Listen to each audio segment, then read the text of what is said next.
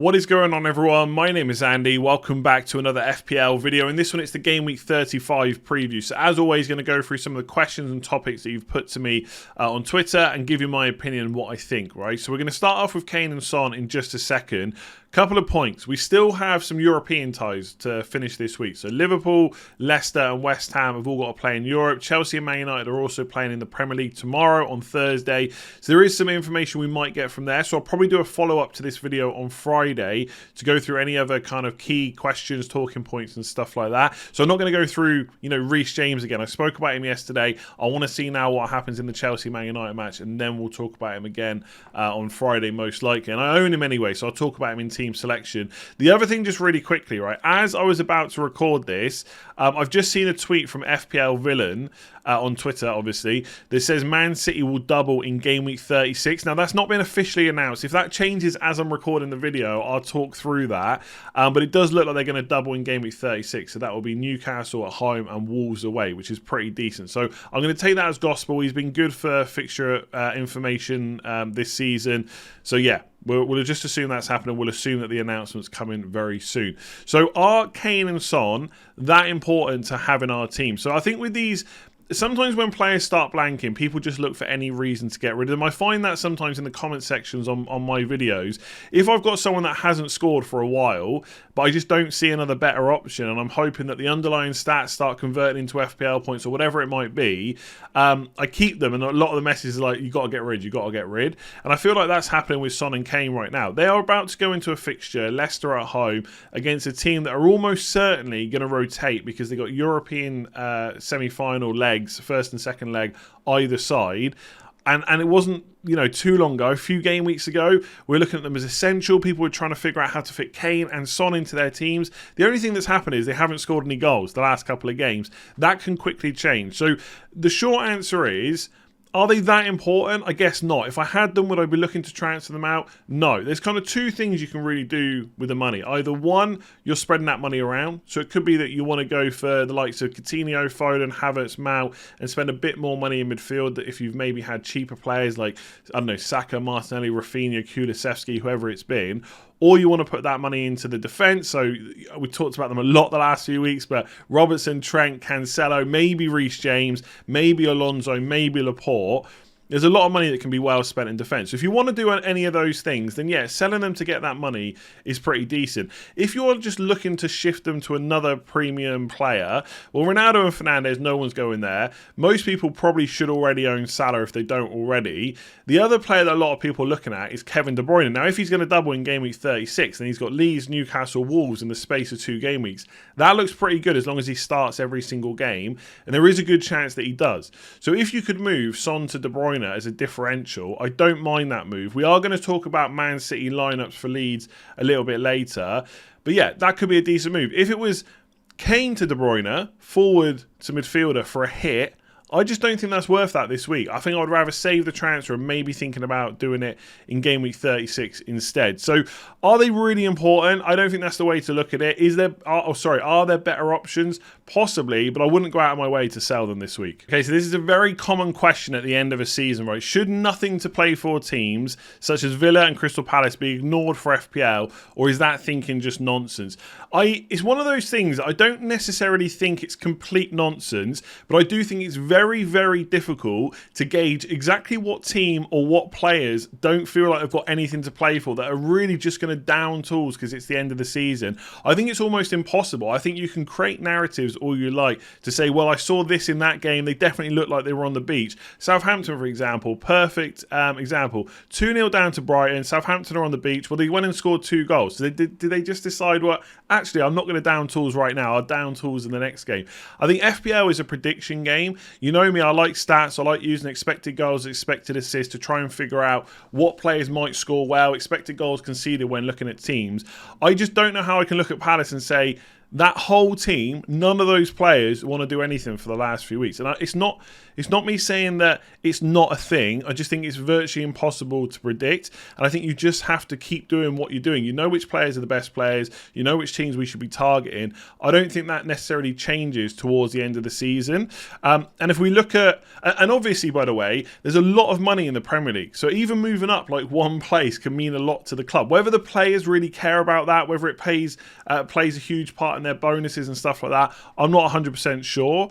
But I think it is kind of important for teams to get up the ladder, right? And this is where you can create narratives. So Crystal Palace, 38 points. There is no way they get relegated this season, right? They're going to get at least 2 more points from the last 5 games. That will definitely see them through, I'd assume, with 40 points. Nothing to play for. They don't care. Well, what if some of their players want transfers away from the club this season, possibly? What if Conor Gallagher really wants to show Tuchel in the last few games what he's been missing? He needs to play him, as first choice 11 in Chelsea next year. Patrick Vieira came into a club a lot of people thought were going to get relegated. Is he going to give up? Is he going to let the players just down tools? His first season in the Premier League as a manager, he's going to want to get up as high as possible. Right? They're on 38 points. There's no reason why Crystal Palace between now and the end of the season couldn't get top 11, top 10. Same with Aston Villa. Steven Gerrard in the Premier League wants to show what he's all about. Probably wants the Liverpool job long term. He wants to see Coutinho playing. Does Coutinho want to play for his place at Villa next year?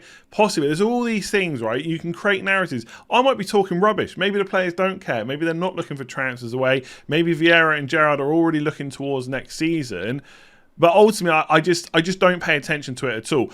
The same way that I don't really pay too much attention to they've got something to fight for. Because Norwich do have a lot to fight for. So do Watford, so do Everton. They have their place in the Premier League to fight for. But they're in the relegation battle for a reason. They're not very good. They're not suddenly going to become a much, much better team in the latter stages or the latter few weeks. It doesn't mean that players won't try a bit harder, and that might mean something. But again, it's all about prediction. Or I can sit here and say, Everton, lot to play for. They don't want to be relegated. Richarlison's really going to go for it. Does that mean he's going to have more shots? Does that mean they're going to be better quality shots? Does that mean the players around him are going to play much better? It's really hard to know. So long and the short of it is, I look at this and think there's a lot of teams that aren't mathematically safe. We all know, I think, at this point that Norwich and Watford are going to go down. But clubs aren't going to take this for granted. There's so much money in the Premier League. You can't leave it to chance that you stay up. So I think it mostly should be ignored unless you've got some inside information that tells you that the players just don't really want to play as well as they could. And I think we always create narratives out of what, like, if Palace go into the next game and they lose like 3 or 4-0, people will start saying they're on the beach. They could then go and win the next game. So FPL is a prediction game. I think this information is very difficult to use to predict future results. So I just don't really pay attention to it. This is a question as old as time. We've talked about this all season. We talked about it last season, the season before. We're going to be talking about it next season as well. Which Man City players should we be targeting? I.e., which Man City players are nailed on to play?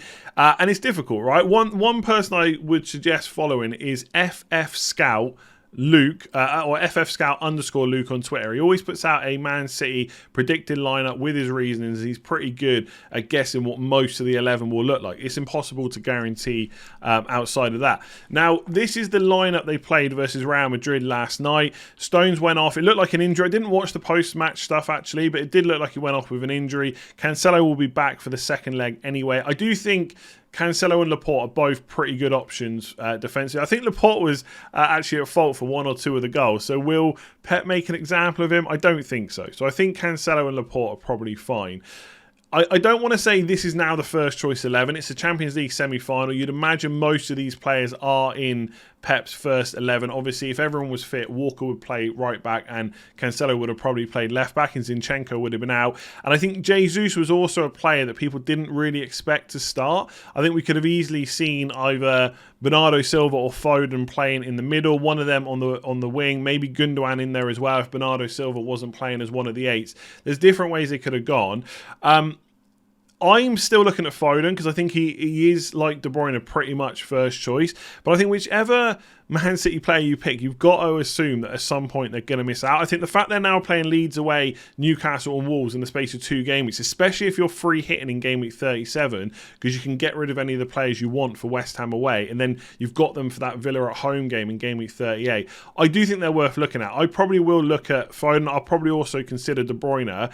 Outside of that, I think it gets very, very tricky. There's no reason why against Leeds they couldn't play Sterling through the middle, on the left, on the right, wherever. Okay, Grealish could come in as well. There's lots of different players that can play in these positions. So I said yesterday I wasn't really sure about Jay. I think if anything, Jesus playing last night now makes him even more risky for the Leeds game. Maybe he's played himself into Pep's good books. And let's not forget, they did extremely well with this team. I know they conceded 3 goals, but that felt like in moments almost. Whereas Man City, just for most of the game, they did kind of dominate a lot of the ball and created a lot of chances.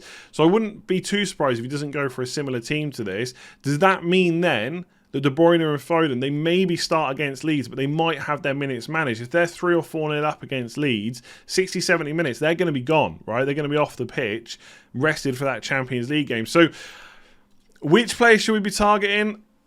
Christ knows. I got no idea. Cancelo, Laporte in defence, and then just pick. I think it has to be Foden or De Bruyne. I really do. I think if you're on a free hit for whatever reason this week, or you want to just make a transfer as a differential, then Sterling, I would assume, will start against Leeds, but it ain't a guarantee, and I don't think then he's necessarily guaranteed to start both games in 36. So I think for a while, Foden, De Bruyne, Cancelo, and Laporte have kind of been the 4 that I've been looking at. I think the others you just take a punt on week to week. Sterling, if you got him last week, I think he's good to keep this week. Outside of that, I don't know if there's too many other players I'll be targeting. All right, which players should we be prioritising from Aston Villa and Everton for the double-double? So obviously in game week 36 and 37, they got back-to-back doubles. If you're someone without a free hit in particular, they are not bad players to be looking at. As I said on yesterday's video, Everton have got that Chelsea game this week, so they're not necessarily ideal to bring in this week. Obviously, if you're wildcarding, you might want to put 1 or 2 on your wildcard.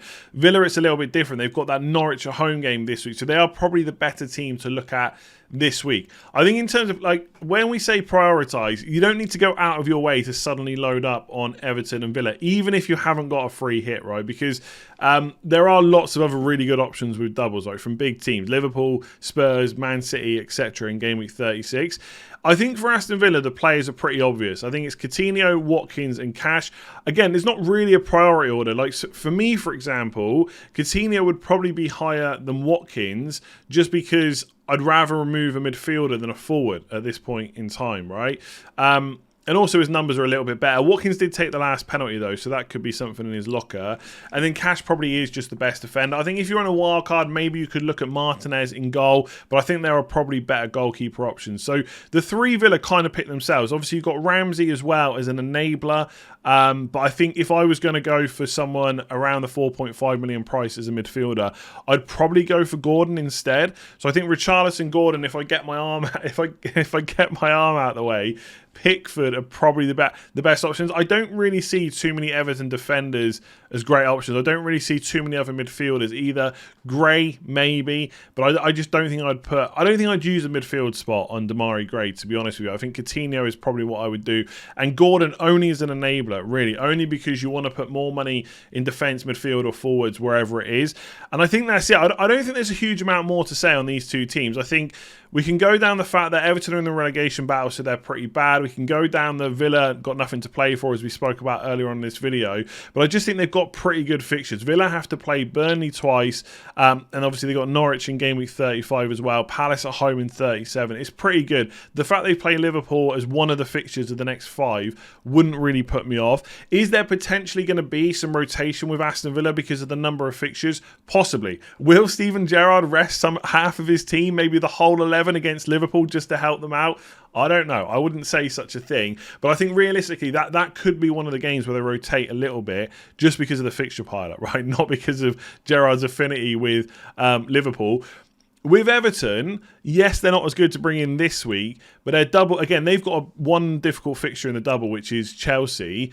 But obviously, because of the fight that they're in, it doesn't necessarily make them a better team. They're not going to suddenly play a lot better, but it does mean there's probably less rotation. So Richarlison is probably going to play every minute Lampard can have him on the pitch for the rest of the season. Whereas for Villa, yes, okay, it's important for Gerrard to get up the Premier League table, but you're not going to risk if you know, if they're players like kind of 50-50, maybe should start and maybe shouldn't, you probably avoid them getting injured and just don't play them. Whereas I think for Everton, you take the risk. I think that's maybe I should have said this when we talked about the nothing to play for. I think it's those small differences that could happen, right? You might risk a player when you've got something to play for versus not risking them when you haven't, right? I don't necessarily think it massively increases the level a team can perform at, but those little things can happen. So yeah, for what it's worth, for the double, if I was doubling, if I was trying to get players with no free hit, Coutinho and Richarlison would probably be the top two on my list. I think Richarlison with penalties, good minutes, better than Calvert-Lewin, not injured or anything like that,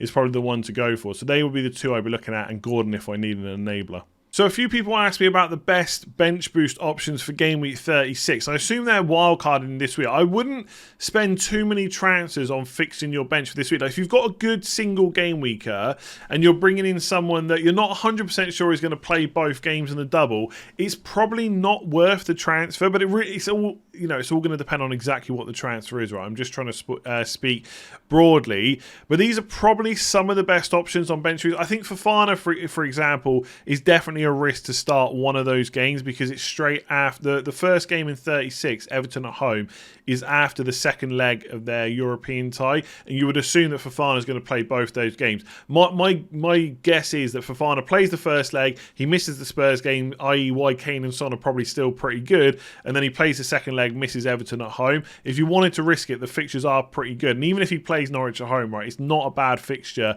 and he is only 4.3 million, and if they go out of Europe or whatever, he might get another one, maybe both games in Game Week 37 as well if you're not free hitting. So that's a possibility. I think Dyer or even maybe Emerson Royale is not a bad option at Spurs, but obviously Liverpool away and Arsenal at home, they are both games you could see them conceding in, so I'm not sure that's where I would go. And look, I'm not saying all these options are fantastic, right? They're cheap for a reason. You're just looking at players for 2 games. I think the better options, definitely Gordon as an enabler in midfield looks probably the best option. Leicester away, Watford away, both decent enough fixtures. Again, Leicester away, that comes straight after their second leg in the Champions League. Not a bad time to play them. I think Foster probably looks like the best enabling goalkeeper if you're trying to keep costs down. He's obviously only 4.1 million. Ben White is probably a safer option than Tavares, but Tavares is quite attacking. If there's one thing he can do, it's get forward. He's nowhere near as good a defender as Tierney, but he has started the last 2 games.